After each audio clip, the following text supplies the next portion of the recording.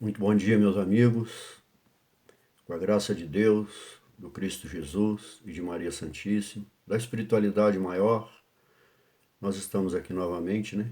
Agradecendo a Deus, sempre agradecendo a oportunidade que Ele nos dá de dar continuidade à nossa vida, ao nosso dia a dia e naqueles projetos, né, que nós envidamos os nossos esforços para dar continuidade. É assim que nós vamos tentar mais uma vez fazer a reflexão de hoje, da lição número 21 do nosso livro Caminho, Verdade e Vida. Que essa luz, né, desse dia tão lindo que está aí fora, possa também estar dentro de nós, em nossos pensamentos, em nossos corações, para que possamos caminhar, principalmente quando fizermos uma analogia do título que Emmanuel vai dar a essa lição, caminhar nos caminhos retos. Não optarmos tanto, e isso é natural ainda na nossa condição, pelos caminhos sinuosos da vida, porque este a gente tem visto os resultados no sentido coletivo e individual. É só olhar para nós de forma sincera e verificar o que nós estamos enfrentando no dia a dia para superar principalmente a nós mesmos. E esse título, Caminhos Retos, Emmanuel dá no Evangelho de João, capítulo 21, versículo 6, que lá diz assim: E ele lhes disse: Lançai a rede para a banda direita do barco e achareis. Aqui nós temos, é de fundamental importância nós fazermos duas analogias comparativas, porque essa cena vai repetir lá no começo, lá no Evangelho de Lucas, onde a narrativa é mais completa, capítulo 5, versículo 1 a 11, onde Pedro, lá no início, quando Jesus inicia o seu magistério, né, de reeducação dos espíritos, eu não gosto muito de falar ministério, já falei isso aqui outras vezes, né? Jesus passando, iniciando a sua tarefa de trazer a nós a boa nova, a boa notícia, o evangelho, trazer a nós os princípios, literalmente a vontade de Deus, para que nós possamos então deixar os caminhos sinuosos e optar pelos caminhos retos. Jesus então inicia com a sua energia, com a sua força fluídica, com toda a sua hierarquia moral, com todos os seus princípios. Jesus vai iniciar ali então a sua missão. Jesus vai convidá-los então que afaste o barco um pouco da praia, e eles já tinham trabalhado a noite inteira, cansados. Todos sabem como é difícil recolher uma rede após uma noite de fracasso, de não ter pescado nada. Então aquele homem os convida a jogar a rede novamente. E nós vamos ter aqui duas experiências. Naquele primeiro momento, que eles já tinham tido uma experiência de fracasso, de não ter pegado peixes, a rede sempre retornou vazia, não é? Mas no final também, lá aqui em João 21, que é o chamado segundo final, não é? Que João apresenta para nós, quando Jesus, após a sua ressurreição no terceiro dia, aparece lá no lago de Genezaré, no lago de Tiberíades, né? Ele já tinha dito que iria para lá e manda avisá-los que os encontraria lá, né? E lá a cena vai repetir. Mas nas duas há uma experiência de fracasso. A primeira nos diz bem que fracasso é esse. Será que é o fracasso simplesmente de pegar o peixe? Porque aqui nós temos quando Jesus diz: lançai a rede para a banda direita do barco e achareis. Será que o fracasso realmente é quando nós não encontramos o alimento do corpo? Qual a simbologia, a analogia que nós temos que fazer aí?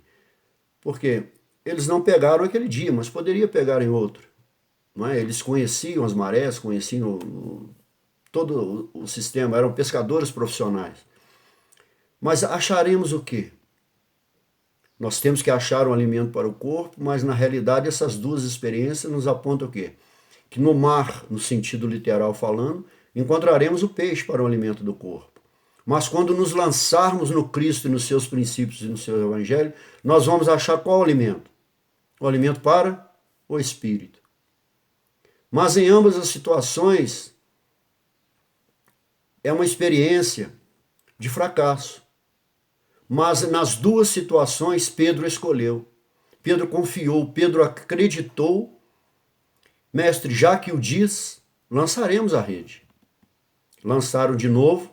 Naquele primeiro momento lá em Lucas, na narrativa de Lucas, o que acontece? A rede, tamanha quantidade de peixes, a rede se rompeu. Muitos peixes então caíram de volta ao mar. Qual a simbologia que nós analisamos aqui? Ao confiar, a rede veio lotada de peixes e se rompeu. Ou seja, o magnetismo fluídico de Cristo, o amor do Cristo, né? Quando inicia a sua missão, já começa de forma magnética a atrair nós, seres humanos, espíritos encarnados, para a sua palavra, para a sua boa notícia, para que nós possamos então empreender esforços de caminhar com uma conduta mais apropriada na direção de Deus. Então, aqueles que permaneceram na rede, que não saíram pelos seus elos, são elos que ainda se rompem, não é? Permaneceram ali. Muitos vão continuar com Cristo. Os apóstolos e discípulos, e vários discípulos indiretos. Muitos vão retroagir, vão retroceder, vão voltar à sua condição anterior, permanecer no que eram. Lá, na pesca de João, no final do capítulo que nós estamos abordando, a situação é diferente. Jesus manda que eles lancem a rede. E lá eles vão pescar uma quantidade limitada de um número que ninguém define o que é, de 153 peixes grandes. Mas lá também houve uma questão interessante. Quando Pedro diz, vou pescar, também houve um grande perigo de retrocesso. Porque ali houve também uma segunda experiência de fracasso. Por quê? Com Jesus tinha partido, ressuscitou, eles ainda tinham dúvidas se ele ia aparecer realmente, não é? Mas ainda assim, Pedro acredita e lança a rede. E traz esse número simbólico. Mas de peixes grandes, o que? Peixes já robustecidos, de quê? Com o Evangelho, com os ensinamentos do Cristo. Esses não retrocederiam mais. Mas lá teve um grande perigo, o que nós chamamos de apostasia. Quando os apóstolos voltam à sua atividade pesqueira, à sua atividade profissional, aquilo que em teologia nós chamamos as suas atividades seculares. Houve um grande perigo de uma apostasia muito grande, porque se os apóstolos não fossem realmente fazer aquilo que o Cristo lhes enviou, que era pregar, que era anunciar a boa nova, que seria de nós hoje sem o Evangelho, sem a boa nova. Essa que veio então renovar nos corações humanos, né? Refazer esses corações humanos, estruturar internamente o homem para que ele possa caminhar. Então ficou extremamente complicado.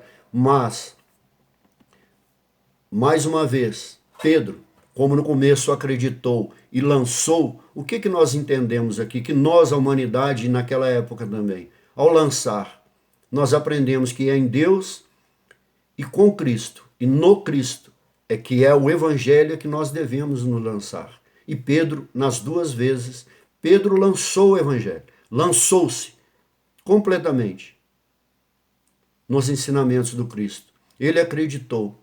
Então, será que realmente foi uma experiência de fracasso? É que nas experiências dos caminhos sinuosos, que nós sempre vamos falhar, vamos errar, que nós temos que reconhecer que estamos nesses caminhos tortuosos. Então, olhar para dentro de nós mesmos e mergulharmos nos valores que o Evangelho, que o Cristo incute em nós. Para que possamos, então, ter as nossas vitórias de nossas etapas circunstanciais da vida, que nós vamos vencendo aos poucos, e aí encontrarmos. Mas nós temos que fazer essas escolhas a partir de uma conduta e de um modo de existência, de existir. Um modo existencial diferente de então. Sempre buscar esse caminho novo.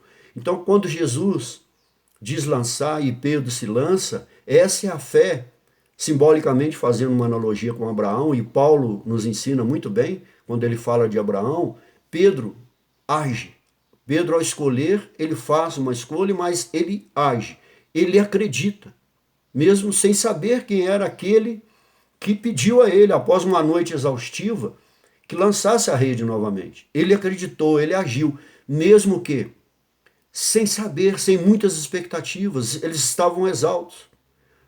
Mas, mestre, já que tu diz, lançaremos.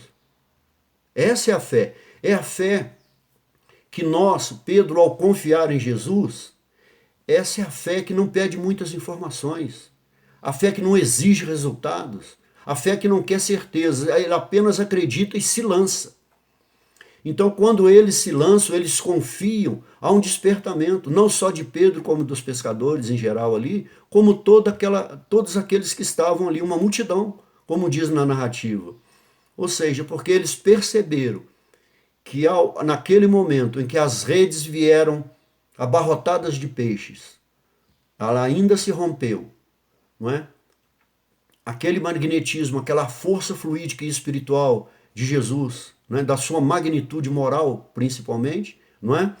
Os princípios das leis divinas, não é? Literalmente, os princípios das leis naturais e divinas são despertados interiormente neles pela força espiritual do Cristo. Eles são tocados. Então eles têm essa firmeza, essa certeza, que apesar de não ter expectativas nenhuma, porque é assim, quando nós perdemos as expectativas de algo melhor, nós desistimos. Eles estavam cansados, exaustos, mas não desistiram, acreditaram, creram e se lançaram. Qual foi o resultado? Positivo. Para muitos que permaneceram na rede, apesar quando o elo rebenta, muitos voltam, os peixes pequenos, são aqueles que ainda não estão preparados para receber essa força, essa estrutura, essa alavanca que vai reerguer os homens novamente, que é o Evangelho, que é o conteúdo do Evangelho, não é? Que é literalmente o Cristo. Mas, no decorrer dos ensinos do Cristo, da sua permanência conosco aqui e após a sua partida, muitos daqueles que eram peixes pequenininhos, que ainda não tinham absorvido, não estavam plenos dos ensinos de Jesus, foram se desenvolvendo nos seus ciclos reencarnatórios, assim como nós, e que só hoje, com certeza, muitos já são peixes grandes, robustecidos, como no final, a rede, lá em João 21, ela não se desfaz. Ela não arrebenta. Ou seja, os elos agora, aqueles que já introjetaram, se tornaram plenos dos ensinos do Cristo, os elos com Jesus não arrebentam mais. Não houve um rompimento dos elos da rede. Porque ninguém fez força para sair. Porque todos estavam em plenitude com os ensinamentos do Cristo. Assim são os nossos ciclos evolutivos. Nós começamos com as nossas incertezas, com pequenas expectativas. Mas se permanecermos no caminho reto, conforme a orientação de Jesus, conforme os seus ensinos, a sua pedagogia, que é literalmente o amor, pois esse é o único condimento que nos torna e nos faz realmente o sal da terra, para que nós possamos dar sentido a esta vida, não é? Então é aí, nessas duas analogias de Lucas no início e agora com o nosso entendimento em João 21:6. Então vamos agora à leitura que Emmanuel faz, refletindo sobre caminhos retos em todos os tempos, não é? Começa Emmanuel dizendo assim: a vida deveria constituir por parte de todos nós, sem exceção, rigorosa observância dos sagrados interesses de Deus. Rigorosa observância, ou seja, observar quais são os interesses de Deus por nós. Será que Deus não tem nenhum interesse por nós? A diferença do interesse de Deus por nós e dos interesses que nós temos por Ele e pelo nosso semelhante é que Deus, como Ele, João diz, Deus é amor. Os interesses de Deus por nós é totalmente diferente do nosso por Ele. Porque Deus não exige, não busca e não cobra resultados. Ele ensina através da sua misericórdia, da sua bondade, do seu amor e da sua paciência, sabendo que nós vamos conseguir e torcendo para que nós não façamos a escolha dos caminhos tortuosos, dos caminhos sinuosos. Ele espera que nós venhamos a seguir a orientação que o Cristo veio trazer. Mas nós precisamos observar a nossa circunstância, aquilo que nos envolve, mas os interesses que nós temos por Deus têm a mesma coerência e a mesma correspondência dos interesses que Deus tem por nós. Deus quer apenas que nós cresçamos, que nós venhamos a evoluir, que nós venhamos a corresponder às expectativas daquilo tudo que Ele espera de nós, mas não como recompensa. É diferente. A recompensa de Deus para nós é que nós venhamos a evoluir, a crescer. A nossa, será que esses interesses são plenos?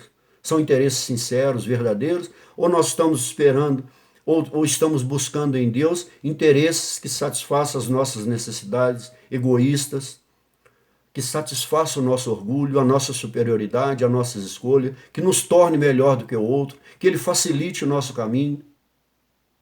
Olha como é diferente. O interesse de Deus, os interesses de Deus por nós é que nós venhamos a receber, como seu filho recebeu, em plenitude esses ensinamentos. Nós, na maioria das vezes, principalmente em nossas preces, o egoísmo permanece porque às vezes nós queremos só benefícios. Mas não queremos empreender esforço nenhum, lançar no que o Cristo falou, acreditar, apesar das experiências de fracasso.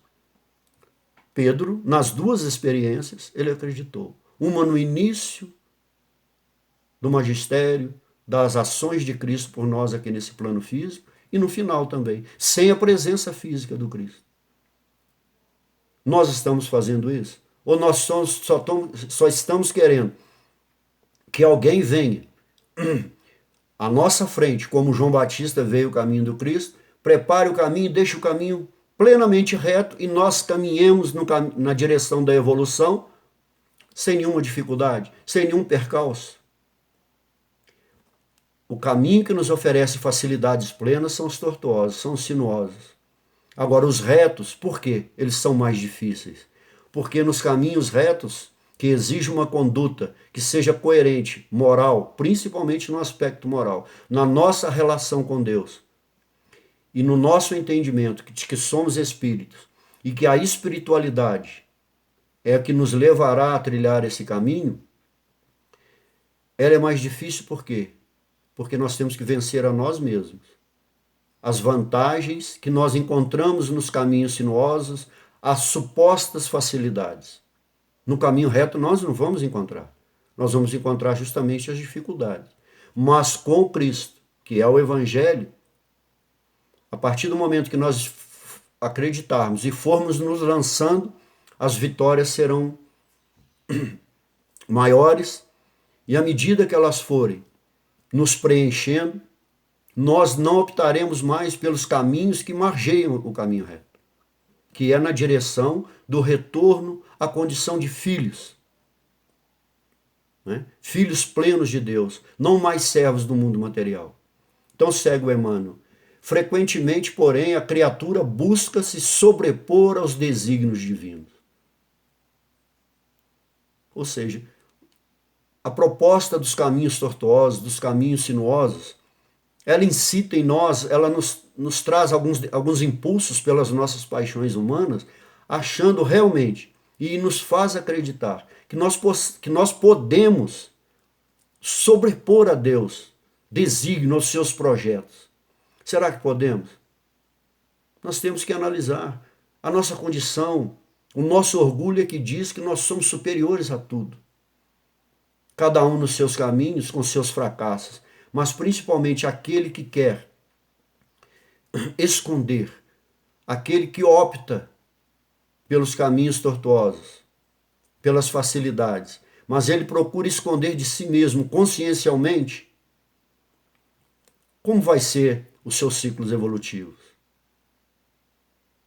Então, quando nós optamos agora por fazer esse caminho reto, difícil, de muitos pedregulhos, de uma estrada tortuosa, cheia de dificuldades, como nós já comentamos em outras passagens, mas ao vencê-las paulatinamente, nós aí vamos encontrando um caminho mais fácil.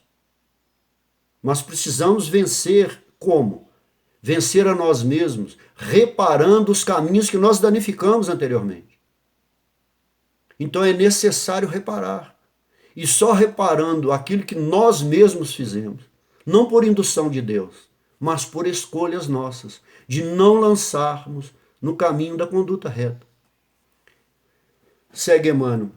Estabelece-se, isso aqui é muito importante, então o desequilíbrio. Porque, olha, ninguém enganará a divina lei. E o homem sofre, olha, de forma compulsória. É a lei de ação e reação, não é? A divina lei. E o homem sofre compulsoriamente na tarefa de reparação, não é? Chico, em outra obra, ele deixa bem claro para nós, e é também Emmanuel que fala isso, se nós soubéssemos, né, o quão terrível, ele diz assim, né, o resultado do nosso desrespeito às leis divinas, nós jamais, olha, abandonaríamos o caminho reto. Mas nós olhamos pelos caminhos sinuosos, os caminhos das facilidades, das paixões e das iniquidades humanas, não é? Que ele nos oferece vantagem.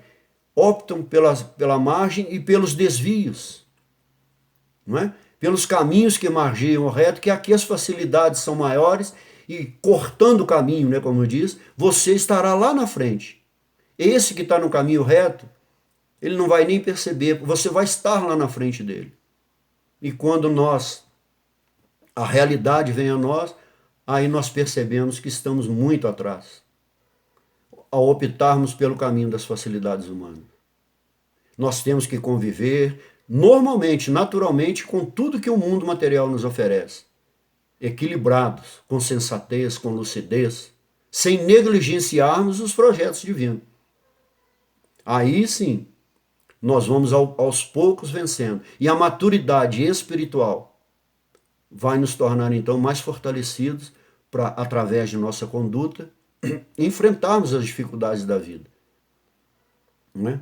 Então ele diz assim, olha, alguns companheiros desesperam-se, porque quando nós vemos a nós mesmos e vemos sempre que escolhemos errado, entramos em desespero. Desesperam-se no bom combate, pela perfeição própria, olha, e lançam-se num verdadeiro inferno de sombras interiores. Queixam-se do destino, acusam a sabedoria criadora, gesticulam nos abismos da maldade, esquecendo-se o capricho e a imprevidência que os fizeram cair. Essa primeira parte, alguns companheiros desesperam-se no bom combate pela perfeição própria e lançam-se no verdadeiro inferno de sombras interiores. Nós podemos ir lá o exemplo de Paulo. Paulo, quando ele ressurge em si, sai o Saulo e começa a entrar o Paulo, aquele que vai anunciar o evangelho ao mundo gentio, não é? Vai trazer, vai universalizar o evangelho. O que ele diz lá na segunda carta a Timóteo, capítulo 4, versículo 7? O que Paulo fala? Combati o bom combate, terminei a corrida, permaneci na fé. Ou seja, é permanecer, acreditar, confiar, como Pedro acreditou. Pedro não errou várias vezes? Qual de nós acertou todas as vezes que nós nos lançamos em uma escolha? Mas ele permaneceu na fé, ele permaneceu no caminho, literalmente no sentido onde essa fé de acreditar e de aprender a caminhar com Deus e com Cristo, Paulo venceu todas as suas dificuldades. Ele optou pelo caminho reto e foi fácil. Nós sabemos tudo que Paulo enfrentou. Então, Paulo enfrentou, não quando nós optamos pelo caminho tortuoso, pelos caminhos sinuosos, que são os caminhos fáceis. Olha, o que Emmanuel fala, esse inferno de sombras interiores. Aí as sombras estão em nós, porque esses caminhos das facilidades, nós não vemos sombra, nós vemos uma pseudo-luz de um projeto que não é regulado pelas leis naturais e pelos desígnios de Deus. Agora, em Paulo foi o contrário. Quando nós optamos pelo caminho reto, da conduta reta, a luz é interna, a tortuosidade, as sombras são exteriores. E ao enxergarmos a sombra, a externalidade das escolhas humanas, munidos e abastecidos e preenchidos da luz do Cristo, nós vamos enfrentar as trevas, mas que estão fora de nós e não mais em nossa consciência. É só analisarmos a vida de Paulo e de todos que enfrentaram as dificuldades de fazer a escolha dos ensinos do Cristo. O que eles enfrentaram? Todos nós, em nossa vida. Mas o pior adversário ainda continua a ser nós mesmos, não é? Por quê? Quando Emmanuel fala de queixam-se do destino, acusam, gesticulam, porque ele esquece o capricho do quê? Da imprevidência, da imprudência, do negligenciar, como nós falamos, os projetos divinos, que os fizeram cair. Então a queda não vem de Deus, dos seus desígnios, mas das escolhas aonde nós nos lançamos num projeto que não está em consonância com o projeto de Deus e daquilo que Cristo veio trazer para nós, não é? Então o Emmanuel nos ensina que o murmurador, o queixoso, ele é causa das suas próprias tragédias, porque ele só murmura, ele não busca uma escolha que satisfaça de uma forma mais constante, não é? Aquilo que está interno nele, não é? É o que Emmanuel chama também de falso desabafo. Há pessoas que desabafam todo dia suas agruras, mas não param para ouvir em nenhum momento as dificuldades e os percalços que os outros também enfrentam. E quando nós falamos aqui de alimento, né? Quando a rede vem cheia, nós alimentamos o corpo, mas e o espírito? E aí nós aprendemos com um grande teólogo que ele diz que hoje, principalmente na modernidade, né, a dor da alma, ela ficou muito mais aguda do que a dor da fome material. Hoje nós estamos desabastecidos das nossas necessidades do espírito. Nós temos o nosso alimento do dia a dia. Muitos irmãos ainda não têm. Por quê? Pela indiferença dos irmãos que optam pelo egoísmo, pelo orgulho e pela indiferença da condição alheia. Mas, no geral, a dor do espírito está muito maior. A dor da alma, a dor interna, não é? Então, Emmanuel prossegue e ele diz, lançai, ele repete então, né? Lançai a rede à banda direita do barco e achareis, encontrareis o alimento para o espírito, não é? Então aí nós analisamos lá com 21:11, que é no Evangelho de João que nós estamos comentando antes, sobre aqueles 153 peixes. Antes foi o aspecto quantitativo, lá em Lucas 5:11. Agora foi o qualitativo. Porque esses 153 também, simbolicamente falando, eles terão que prosseguir nesse caminho como? Seguindo em frente e esquecendo os peixes que saíram da rede, que romperam, que optaram, que saíram desses elos que agora não rebentam mais? Não. Eles agora terão que empreender esforço para, junto com Cristo, nos ajudar também a nos robustecer, a nos preencher do Evangelho, dos ensinos de Jesus, para que nós possamos também trilhar o mesmo caminho que eles optaram, por uma escolha espontânea, não é? Então, figuradamente, o espírito humano é um pescador, não é? De que? Olha, Emmanuel é brilhante nessa colocação, de valores evolutivos. É para isso que estamos aqui. E os valores estão no Cristo, estão no Evangelho e em muitos ensinamentos, não é? Na escola regeneradora.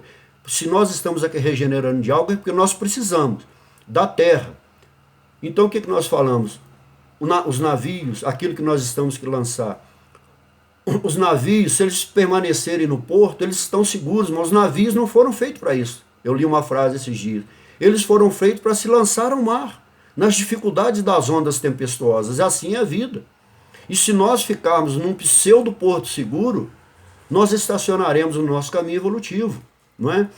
Emmanuel nos fala também que o destino, não é? Ele não é uma questão de sorte. Nós ficamos esperando esses caminhos, né? Ele é uma questão de escolha. Não é algo para se esperar. É algo para que nós devemos conquistar. Nos lançar nas ondas tempestuosas da vida e enfrentar as nossas dificuldades. Olha, Emmanuel diz, a posição de cada um é o barco. Cada um está enfrentando as suas dificuldades e as suas ondas. Muito fortes, outros já estão encontrando o caminho da calmaria, quando estão preenchidos dos valores crísticos. Em cada novo dia, o homem se levanta com sua rede de interesses. Quais são os nossos interesses? Vamos escolher o quê? Para que o barco se harmonize. Estaremos lançando nossa rede para a banda direita? É uma pergunta que Emmanuel está fazendo e vai fazer outra. Fundam-se nossos pensamentos e atos sobre a verdadeira justiça? Aqui é a questão que Emmanuel está propondo para nós. Então nós vamos aqui em Lucas 5,11 e nós vamos encerrar nesses dois últimos parágrafos. Por quê? Jesus diz a eles, não temas, daqui para frente vos farei pescadores de homens. Veja bem, pescadores, qual a condição do peixe? Eles vivem submersos, não é isso? Submersos de quê? Então, o que eram aqueles irmãos que viviam? Submersos em suas consciências, em sua primitividade e em sua ignorância espiritual, não é? Então, pescadores de homens é nos tirar da nossa submersão consciencial, a escuridão daquilo que ainda vela o Cristo dentro de nós. Então, prossegue, Emmanuel. Convém consultar a vida interior em esforço diário, porque o Cristo, nesse ensinamento, recomendava de modo geral aos seus discípulos, dedicai vossa atenção aos caminhos retos e achareis o necessário.